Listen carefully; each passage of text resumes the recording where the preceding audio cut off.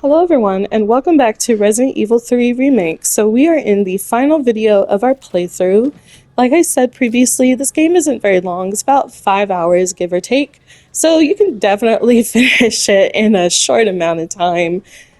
Pretty much we're in the home stretch in this video. We just have like one more sample to go, and then we just make the vaccine and confront Nikolai and fight Nemesis and confront Nikolai. So yeah. Well, let's get started. Out of the way!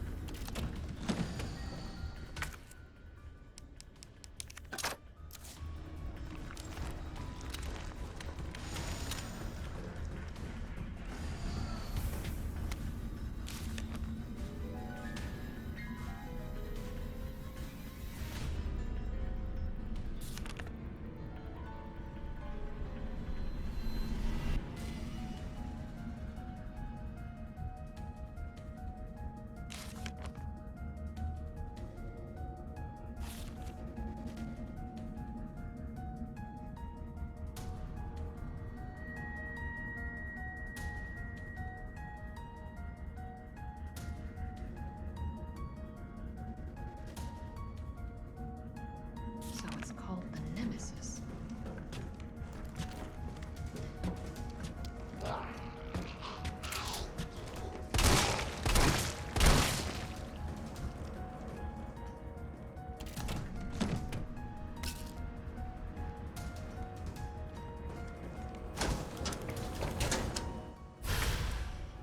An adjuvant sample. These are combined with antigens to increase. Since we're in the last video, I'm going to go ahead and just do some announcements. So the first announcement is that Code Veronica's video, or part 1, is up now. I am in the process of getting part 2 together and edited, and that should be done, fingers crossed, before I go on vacation. So expect at least one more Code Veronica video next week, like Monday or Tuesday, Wednesday at most. And then after that, I'm on vacation for a little bit. And when I come back, we're just going to continue with the same trend, just recording more Code Veronica videos, editing them, posting them up. After we're done with Code Veronica, there's a couple of games that I want to check out, and that's the second announcement. So these are future games for after August. But the first one is called Conscript. You play as a French soldier during the Battle of Verdun, which took place during World War I, and you're looking for your missing in action brother. It looks like it's a top-down kind of like survival horror, and it looked really interesting. My husband told me about it, so I'm going to check that out.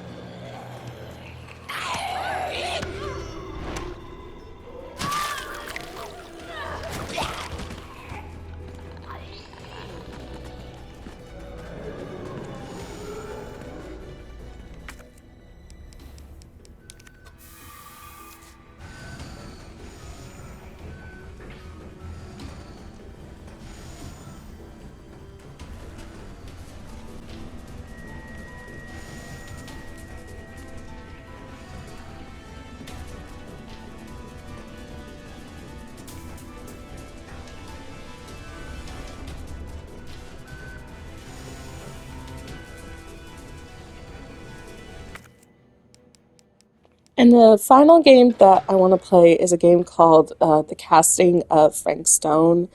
And this is a collaboration between Supermassive Games and Behavior, who's known for their Dead by Daylight. So this takes place within their Dead by Daylight universe.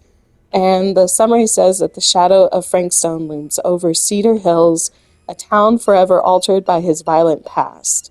As a group of young friends are about to discover, Stone's blood-soaked legacy cuts deep, leaving scars across families, generations, and the very fabric of reality itself. So I thought that that sounded pretty interesting, and I want to definitely try to check it out.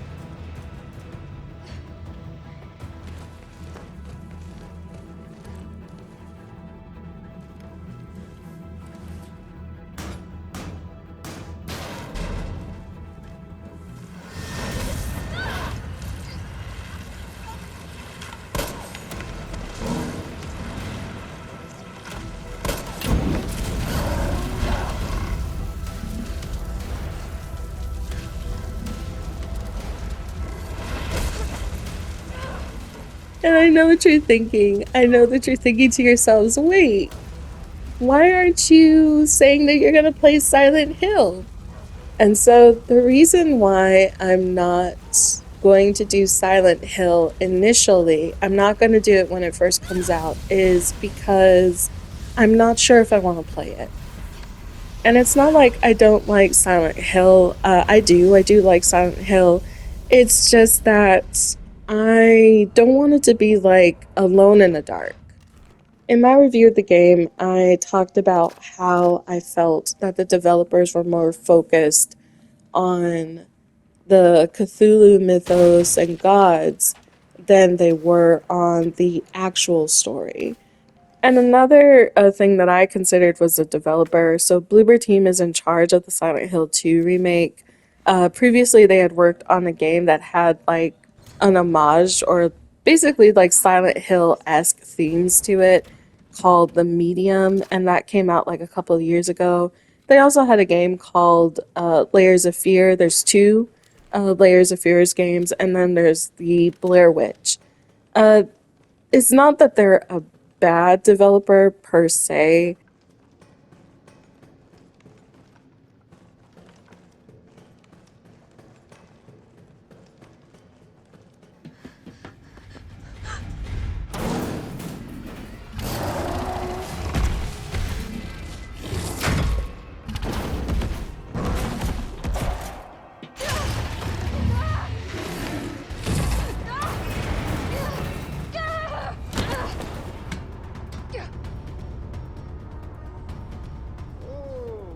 Oh, what do we have here?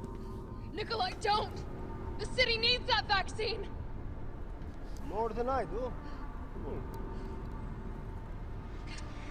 I don't think the wisdom I've been trying to impart on you is getting through.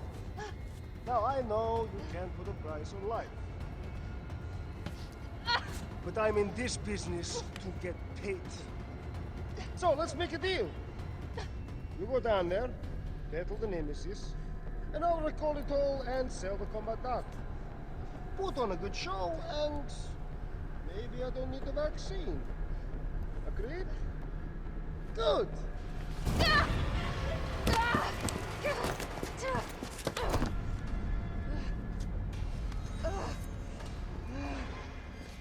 It just doesn't feel like they know how to depict mental illness in a manner that isn't basically just Hollywood cliches. And Hollywood has issues, and most horror media that depicts like mental illness has issues. But when the major plot points of your games like Blair Witch and the Layers of Fears games and Medium is that mental illness is a factor, PTSD from like war or PTSD from like childhood trauma and depression and all this other stuff, if that's the major plot points of your games, you should at the very least have some form of understanding for them. And I feel like with a game like Silent Hill, where it deals with primarily horrors of the mind as opposed to horrors of the body, like Resident Evil or Parasite Eve, then I feel like, I don't know, I guess I'm just really hesitant to buy something at full price and then ultimately be disappointed. And I know that we run that risk whenever we like buy something, whether that's going to a film that we were excited for and then finding out that it's not as great as we thought it would be, or a game that was like highly anticipated, or buying clothes that end up falling apart after you like wash it once. Like I know we run that risk every time that we buy something, but I don't know, I guess right now I'm just being a little bit more judicious with whether or not I want to spend like $60+ on Silent Hill 2.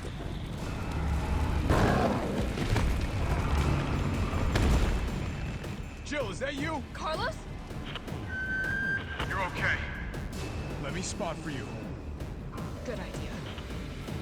And of course, these are just my opinions. I'm not trying to dissuade you from buying the game or pre-ordering the game. If you've already done so, like you've already pre-ordered it, or you're planning on picking it up day one, like I want you to enjoy your game, just continue to do what you want to do. It's just, for me personally, the reasons that I listed are why it makes me hesitant to say whether or not I'm going to pick it up and play it. He's hiding behind tank 5. Now, rip that fucker apart.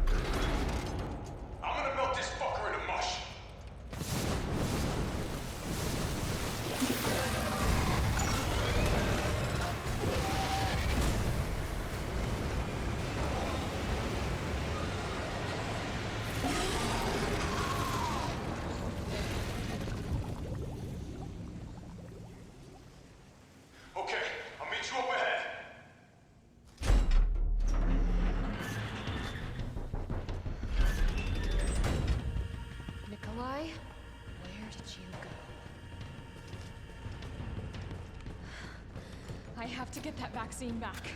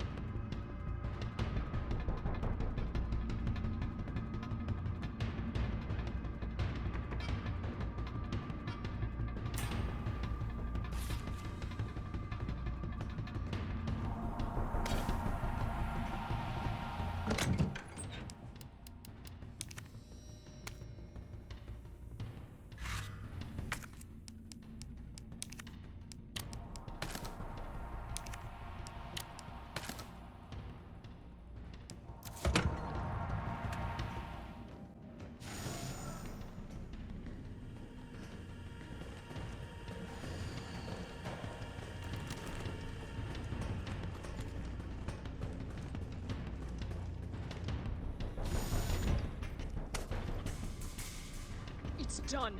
Give me the vaccine, you greedy son of a bitch. No. You bring money. I like money. We shall make ours an ongoing arrangement. Now drop the gun!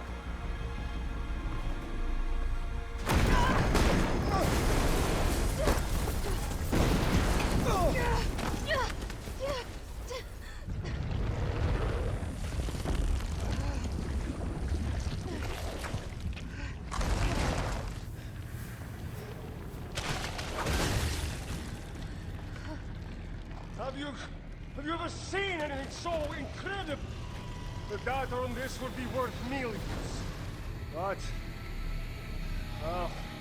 you know how it is. City's about to explode, and you can't put a price on life. Good luck! Nikolai! Jill! Go after Nikolai! He's got the vaccine! What about you? We're running out of time. I've got this. I know you do. Look, just so you know, this is the last fucking time.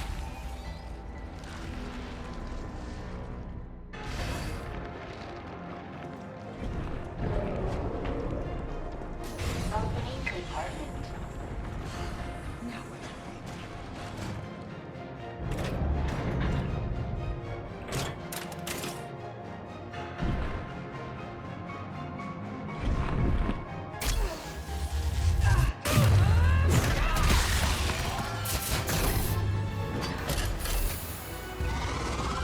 Cooldown in progress. Please reactivate power sources. Damn, it needs power.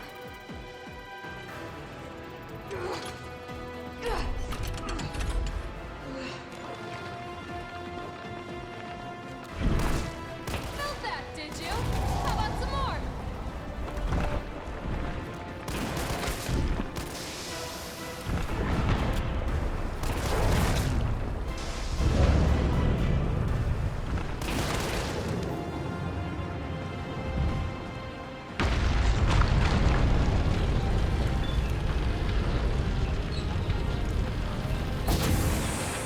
Two power sources remaining.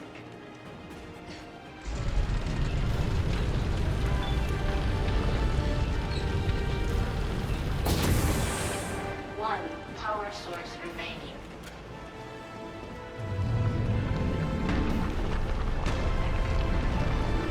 Go ahead! I'm gonna put you right back on your ass.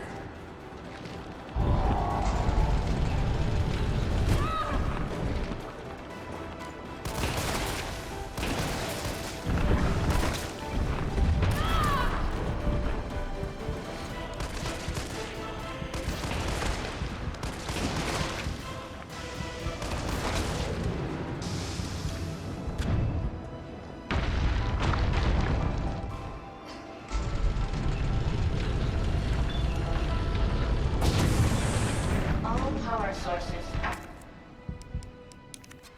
activated. Powering You think up. I don't know how to fuck you up?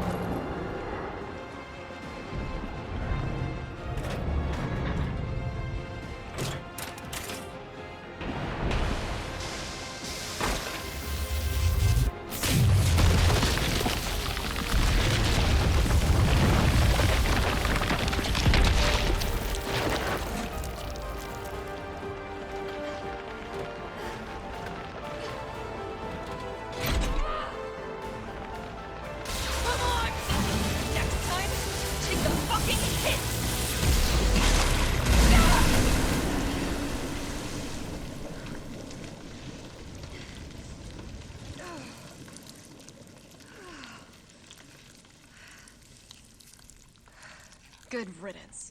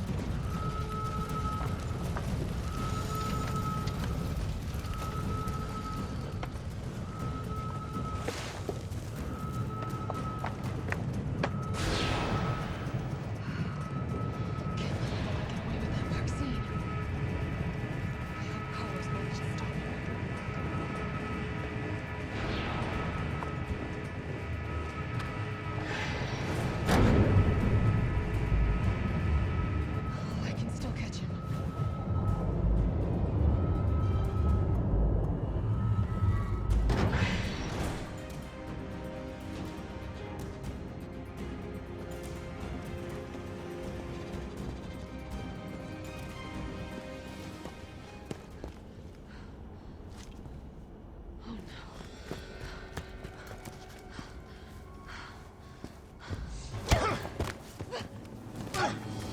You're not going to stop.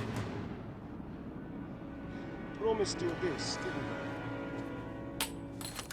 I? No! Do you have any idea what you've just done? No, no, don't care. My client ordered me to reduce Umbrella to rubber. 10 minutes until missile Ah. impact. The missile has launched. And that is my cue. Goodbye, Miss Valentine. Shame you didn't listen to me when you had the chance.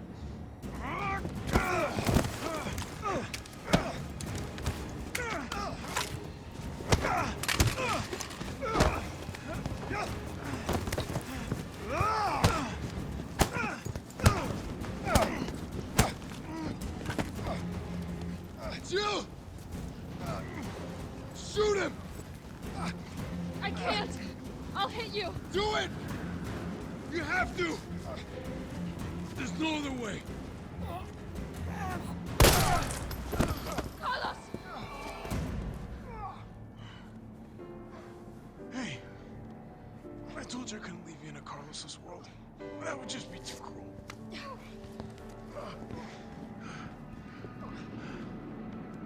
What about him?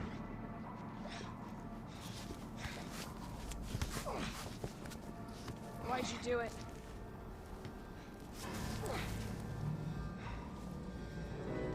There's a price tag for everything.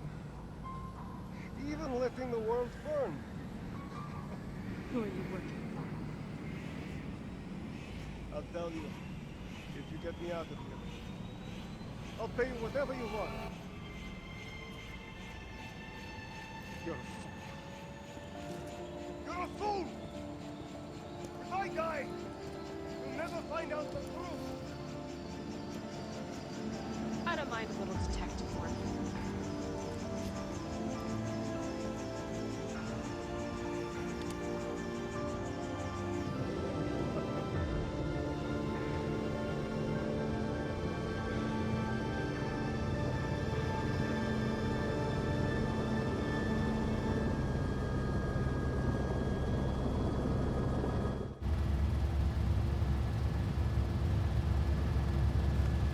Jill, you alright?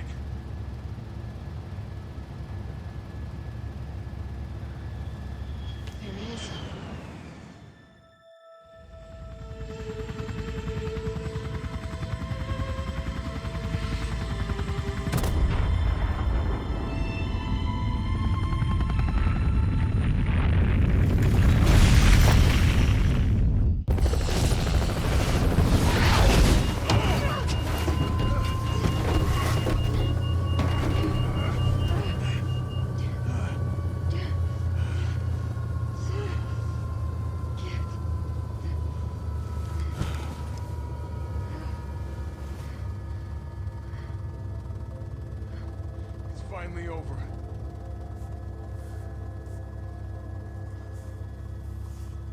So long, Marcy.